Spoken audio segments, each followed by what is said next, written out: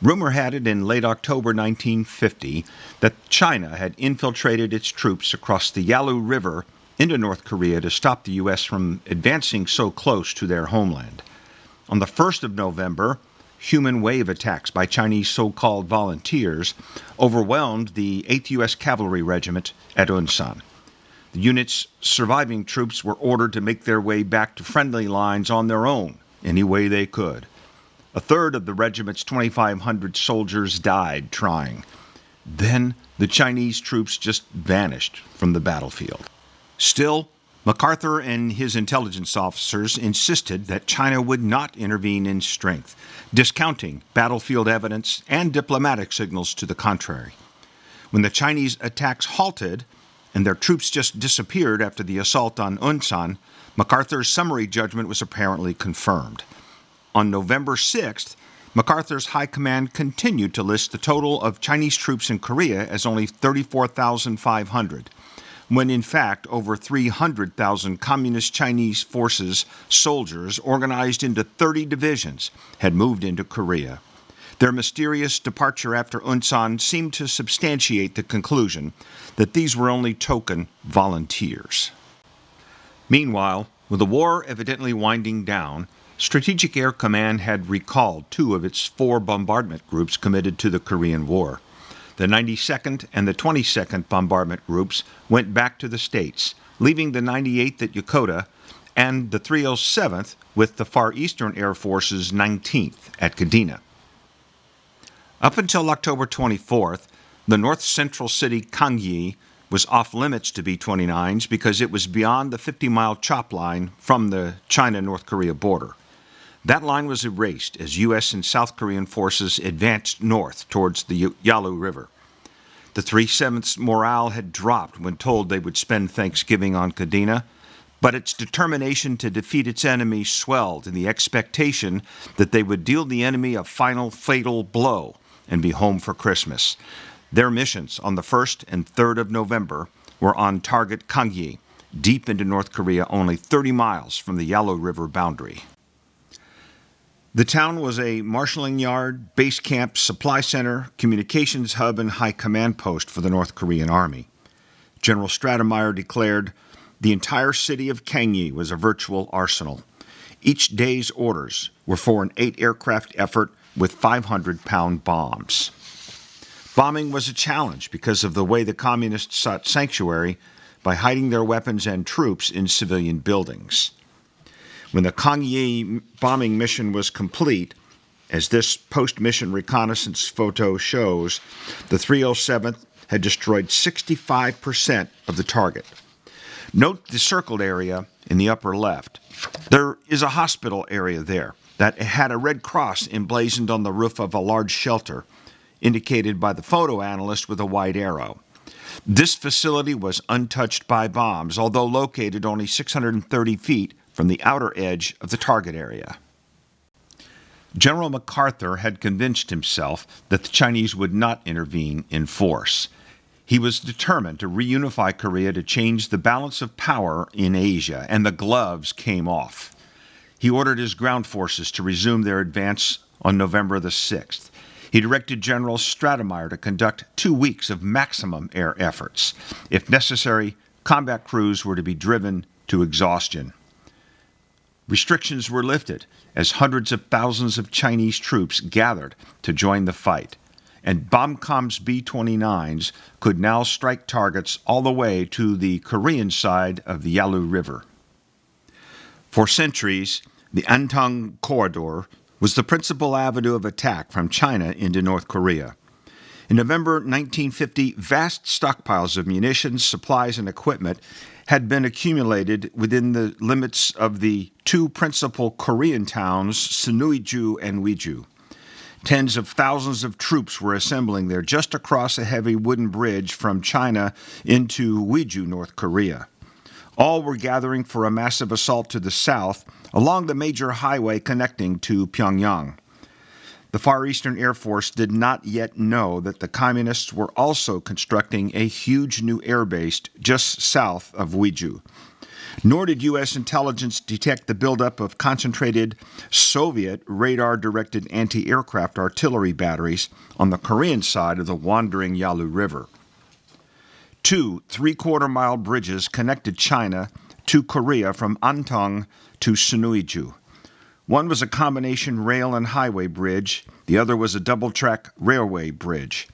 The city itself was the seat of Kim Il-sung's fugitive communist government. These bridges became target number one, and in the first week of November, medium bombardment groups and some naval fighter bombers hit the bridges with the best dam-buster bombs in the U.S. arsenal. But those bridges had been built in the 1940s by the Chinese and were designed to withstand such munitions. The November 8th mission involved a total of 70 B-29s, but again the bridges proved to be quite resilient. The Navy dropped several spans of highway bridge, and a week later, Bombcom's B-29s walked 1,000-pound bombs across both bridges, but again to little effect. By then, the threat from flak and enemy fighters had grown intolerable, and MacArthur agreed that Sinuiju was too strongly defended to permit further air strikes. In his November 5 directive, MacArthur authorized the use of incendiaries. Beginning at the Manchurian border and progressing southward to the battle line, Far Eastern Air Force was to destroy every means of communication and every installation, factory, city, and village. General Stratemeyer translated that directive to instructions to the Bombcom to burn those cities to the ground.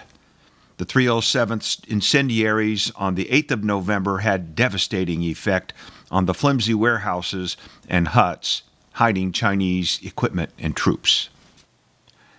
An aerial recon photo illustrates the bombardiers' challenge. This North Korean village, though it doesn't look like it, provided supply storage for an entire Red Regiment. Personnel of the regiment were dispersed into nearby wooded areas. Daytime concealment of this type is usually completed by first light. The unit stays put until dark when it moves on to the next hostage civilian town. Compounding the bombardiers' challenge, Soviet radar-controlled anti-aircraft artillery, flak, made the air so turbulent it was difficult to keep the aircraft on a straight and level bomb run. These captured 37mm and 85mm guns were strewn around the streets of Seoul after United Nations troops entered the South Korean capital. Hundreds of these types of guns were concentrated along the Yalu River, providing an envelope of deadly flak to ranges of 8,000 to 17,000 yards and a ceiling from 4,500 to 25,000 feet. There was no Sinuiju airspace for the B-29 to fly on a bomb run that would evade these deadly guns. Sinuiju was the most dangerous target area in all of Korea for aerial attack. For the first time in the campaign on the 8th of November, the 307th aircraft encountered intense flak on the bomb run to the target. Every aircraft took some measure of damage. Tech Sergeant Carl C. McHolland, Louisville, Kentucky flight engineer, points out structural damage caused by an anti-aircraft projectile passing through the wing section of his B-29. While Tech Sergeant Claude Motton of Patton, Texas, aids sheet metal men do a speedier job by pointing out flak holes. His plane had a total of 73 flak holes, but was repaired at the sheet metal shop in only 23 hours. The 307th was scheduled for another mission on the 9th, incendiaries on Uiju. But bad weather in the target area and a typhoon near Okinawa forced a delay of 24 hours. All personnel on the island were restricted to their unit areas on the 9th in the event the typhoon struck the island. Tents were struck, and aircraft were manned by combat crews. There were two types of incendiary bomb designs. On most missions, the 307th employed the E-46 or E-48. Each B-29 could carry 40 E-46 bomb clusters. Each cluster was dropped from 25,000 feet and exploded at 2,500 feet, releasing 38 M69 incendiary bombs, which would fall in a random pattern. The resulting spread from one aircraft with an intervalometer setting or spaced bomb fall of 50 feet would cover 16 acres on the ground. For other missions, BombCom used the M76, whose casing contained a mixture of magnesium, gasoline, and a thickener ignited by a white phosphorus igniter, which generated 4 times more heat than the E-46 or E-48 designs. The mission was not further delayed. On the 10th, 14 aircraft were scheduled to take off on Group Mission Number 52, Target Uiju, bomb load incendiary clusters. With each B-29 carrying a full bomb load of 17,000 pounds, the area burned by the 307th Bomb Group would be about 224 acres. In this graphic, the red dotted line is the forecast track of Typhoon Clara. The mission flight plan, after bombing Uiju with 348 incendiary bombs, was to recover at Yokota Air Base, Japan, to avoid Clara, then to return to Okinawa once the typhoon went back out into the Pacific. The 16 aircraft that remained at Kadena were fully manned and rode out the storm with pilots keeping them pointed into the wind. Mission number 52 for the 307th Bombardment Group in the Korean War launched on schedule in the wee hours of the 10th of November 1950. 2 B-29s from the 370th Squadron had to abort their takeoff and return to their hardstand. Aircraft 710 taxied into an unmarked pile of asphalt, damaging number 2 and number 4 props. Aircraft 032 sank to the hub of its left landing gear, where the pavement gave way as the aircraft taxied. It was an inauspicious start to a tough 24 hours to follow. Flight crews riding out the storm on Kadena subsisted on flight and sea rations as Typhoon Clara produced gusts reaching 105 knots. The flight to the initial point was routine, even quiet, under radio listening silence, and at the target, flak was heavy. Winds aloft were violent, but all aircraft released their fiery darts. Then tragedy struck the 371st Bombardment Squadron. Aircraft 45-21814 was attacked by enemy MiG-15 fighters after dropping its bombs and leaving the target area in North Korea. Soviet ground control radar directed Major Grigory Kharkovsky to within 16 kilometers at 500 meters altitude. Kharkovsky rolled in, diving below the B-29s, then sweeping up and out, firing his 37mm cannon and driving nearly every round into the wings and fuselage of 45-21814. Kharkovsky's after-action report claimed that the B-29's tail gunner swung his cannon wildly in all directions, vainly trying to keep up with this fast Russian jet. Tail gunner Corporal Rose would not survive the war to tell his side of the story. In Soviet military archives, the Russian MiG pilot claimed to have shot down 2 B-29s. In fact, all of the 307's B-29s other than 814 made it back to Yokota. The B-29 was damaged in the vicinity of number 2 engine and caught fire. The last communication heard was from Aircraft Commander First Lieutenant Johnston, who reported that he had lost all aileron control. The crew abandoned ship at 10,000 feet altitude in the vicinity of Kusong, North Korea, less than 20 miles before reaching friendly forces lines near Cheongju. Air Force SA-16 search aircraft were dispatched from K-16 Seoul and K-25 Wonsan, and a Navy PBY amphibious aircraft was diverted from patrol in the Bay of Korea to assist. H-5 helicopters located with the 8055 MASH at K-29 Sinuiju, just behind friendly lines in the far north, were alerted to be prepared to transport any survivors to the MASH. Propeller-driven T-6 light aircraft were dispatched to assist in search and coordination. These slow flyers were covered by F-80 and F-51 fighters. There was confusion as to the exact search coordinates, and by dark, no records or crew had been spotted. All search aircraft returned to their bases, and the search was officially suspended on 11 November. Post-mission interrogations and search reports indicated that 11 or 12 parachutes were reported by other 307th air crew. Declared missing in action effective 13 November were Radar Officer David F. McGee, Aircraft Commander First Lieutenant Frank S. Johnston. Pilot First Lieutenant Billy Fauché.